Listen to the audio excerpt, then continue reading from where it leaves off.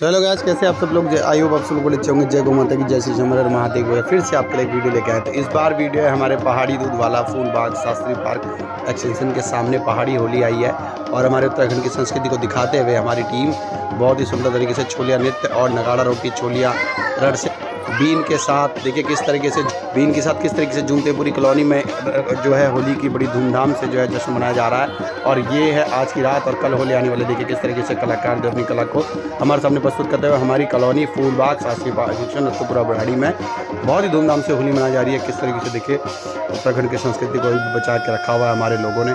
जय हिंद, जय भारत, धन्यवाद।